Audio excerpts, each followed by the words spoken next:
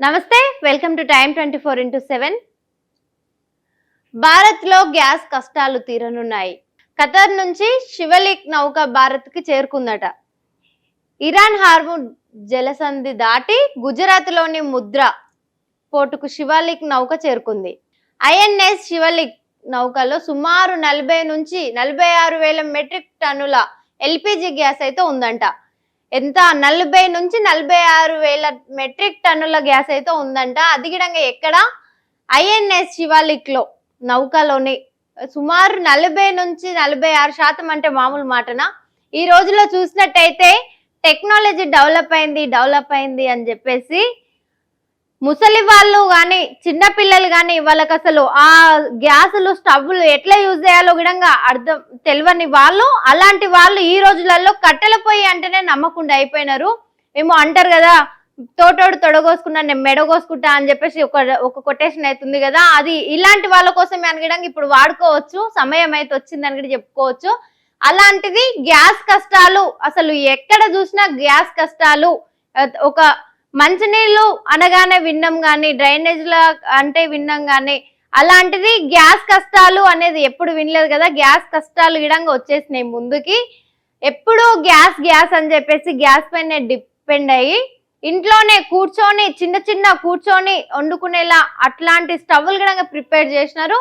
అలాంటిది మరి ఈ రోజులలో చూస్తే గ్యాస్ అని అంటే గ్యాస్ పైన అంత డిపెండ్ అయితే జీవితాలను మొత్తం కడుపుకు తిండి లేకుండా పొట్టకు తిండి లేకుండా చేసిపోయినాయి. గ్యాస్ ఎక్కడ చూసినా ఒక బతుకు తెరువు చూసుకుంటే ఎక్కడెక్కడో నుంచో వేరే దేశాల నుంచి వలస వచ్చి అట్లా కూలి పనులు చేసుకొని బతికే వాళ్ళంతా గిడంగా ఈ రోజులలో ఏం చేస్తున్నారు, అవన్నీ చేయడం కంటే నేను ఒక హోటల్ పెట్టుకొని బతుకుతాను అని చెప్పేసి చిన్న హోటళ్ల నుంచి పెద్ద బంగ్లాల దాకా పోయినారు. అలాంటిది ఈ రోజులలో చూస్తే ఆ హోటల్లో పరిస్థితులు గిడంగా నేడు చూసుకున్నట్టయితే గ్యాసులు లేక కట్టెల పొయ్యిలు అనేవి పెట్టి, ఇంకా వాళ్ళు రేట్లే కానీ ఆ రోజులలో ₹1 ఉంటే ఆ రూపాయి విలువ ఎంత ఉండేదో మరి ఈ రోజులలో ఒక ₹1000 ఉన్నా కానీ ₹1000 విలువ తెలుస్తలేదు.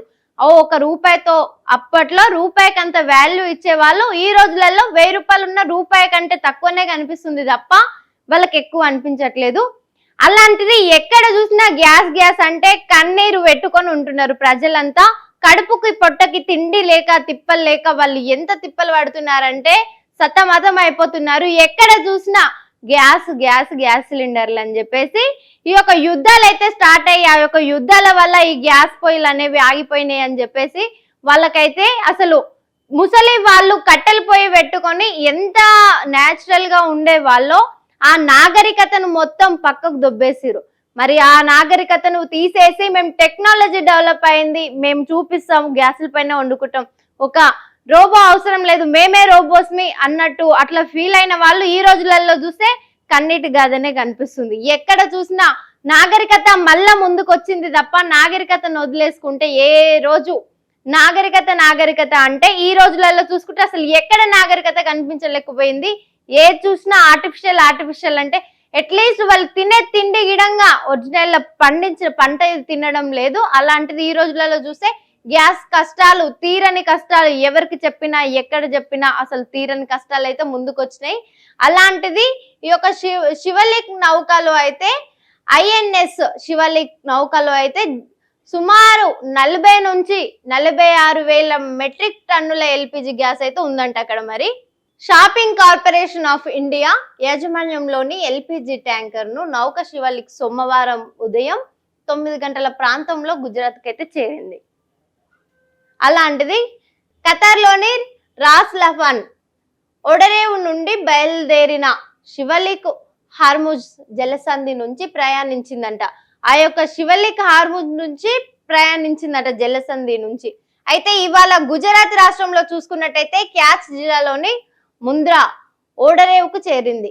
ఈ యొక్క గుజరాత్ రాష్ట్రంలో చూసుకున్నట్టే క్యాచ్ జిల్లాలు అయితే ఏవేవి ఉన్నాయో ఆ యొక్క జిల్లాలో ఉన్నటువంటి ముంద్రా అనేది ఓడరేవుకి అయితే చేరుకుందంట. ఈ నౌకలో 40,000 మెట్రిక్ టన్నుల ఎల్పిజిని తీసుకువచ్చింది. అంటే 40,000 అంటే మామూలు మాటనా? ఒక్క సిలిండర్ గ్యాస్ లేక ఎంత బాధపడుతున్నారు వాళ్ళు. అసలు ఒక్కొక్కరు ఎక్కడ చూసినా కొన్ని రోజులు తినకుండా ఉండే వాళ్ళు ఉన్నారు కదా, మాకు ఫుడ్ దొరకకుండా ఆ ప్రసాదమే ఒక ముద్ద దొరికితే ప్రసాదం లాగా ఫీల్ అయి తినే వాళ్ళు ఉండే కదా, అలాంటి వాళ్ళకి మళ్ళీ ఆ రోజులైతే వచ్చేసినాయి. ప్రసాదం లాగా తినే టైం అయితే వచ్చేసింది. కొన్ని రోజులు ఉండి గిడంగా ఒక అన్నం విలువ తెలియని వాళ్ళ గిడంగా ఉండే, అలాంటిది ఈ రోజులలో వాళ్ళ కడుపు కొట్టుకొని ఎంత కడుపు మార్చుకొని పిల్లలకే గాని ఇంట్లో ఉన్నటువంటి కుటుంబాలే గాని ఆ ఒక ఎంత మంచిగా బతికి, అంటే మేము ఒక రాయల్ గా బతుకుతున్నాం, మాకు ఇంకెవరు అవసరం లేదు అనుకున్న వాళ్ళ గిడంగా ఈ రోజులలో ఒక ముద్ద కడుపులా వేసుకోవడానికి అంత బాధపడుతున్నారు ఈ యొక్క గ్యాస్ల కోసం. అలాంటిది 40,000 మెట్రిక్ టన్నుల ఎల్పిజిని అయితే తీసుకువచ్చిందంట. దీంతో ప్రపంచ ఇంధన సరఫరాలలో చూసుకున్నట్టయితే అనిశ్చితి కొనసాగుతున్న సమయంలో ఎల్పిజి గ్యాస్ నౌక భారత్ కి సురక్షితంగా రావడం శుభ పరిణామం. అయితే ఈ దేశీయ వంట గ్యాస్ కొరతను తగ్గించడంలో సహాయపడుతుందంట. ఈ యొక్క దేశీయ వంట గ్యాస్ అయితే ఏదైతే ఉన్నదో అది తగ్గించడంలో అయితే సహాయపడుతుందట. ఇది రాస్ లఫాన్ నుండి బయలుదేరిన మరో నౌక నందాదేవి. ఈ యొక్క రాస్ లఫాన్ అనేది ఏదైతే ఉన్నదో అక్కడి నుండి బయలుదేరినటువంటి మరొక నౌక అనేది అయితే ఈ యొక్క నందాదేవి ఇప్పటికే గుజరాత్ తీరానికి అయితే దూరంగా ఉందంట. అలాంటిది రేపు చూసుకున్నట్టయితే మార్చి 17వ తేదీన ఉదయం 6:30 గుజరాత్ లోని కండ్లా ఓరేవుకు చేరుకుంటుందని భావిస్తున్నారంట. ఈ యొక్క గుజరాత్ లోని కండ్లా ఓరేవుకు అయితే చేరుకుంటుందట. అలాంటిది ఈ నౌక దాదాపు 46,000 మెట్రిక్ టన్నుల ఎల్పిజిని అయితే రవాణా చేస్తుంది. ఈ రెండు నౌకలు కలిపి 92,700 మెట్రిక్ టన్నుల ఎల్పిజిని అయితే తీసుకొస్తున్నాయట. అలాంటిది చూడండి, నౌక అంటే చిన్న మాట కాదు. అలాంటి నౌకలు ఎక్కడ నుండి ఎక్కడ మోస్తుందో చూడండి.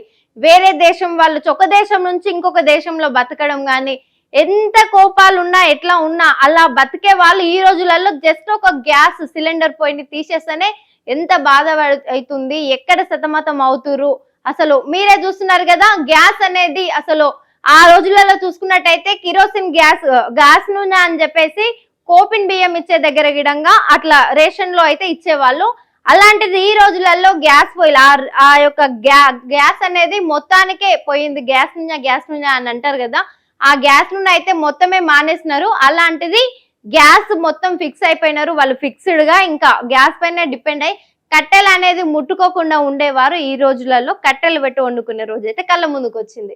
ఎక్కడ చూసినా గ్యాస్ అంటే కట్టెలు గిడంగా ఒక చెట్లని కష్టపడి పెంచి మనకెంతో మన హెల్త్ గాని మనకంత మంచిగా గాలి ఇచ్చి మనను అంత మంచిగా ఉంచే దాని విధంగా చెట్లను పొల్యూషన్, ఇప్పుడు మొత్తం ఎక్కడ చూసినా పొల్యూషనే ఎక్కువ ఉంది.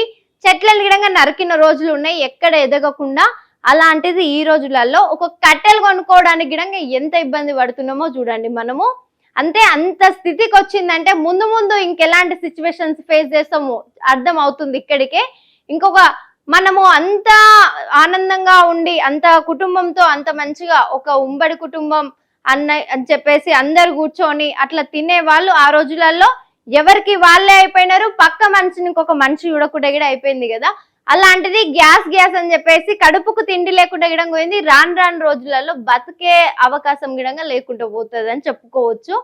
సో మరిన్ని వీడియోస్ చూస్తూనే ఉండండి టైమ్ 24x7 చేయండి, సబ్స్క్రైబ్ చేయండి. మరిన్ని వీడియోల కోసం బెల్ సింబల్ పై క్లిక్ చేయండి.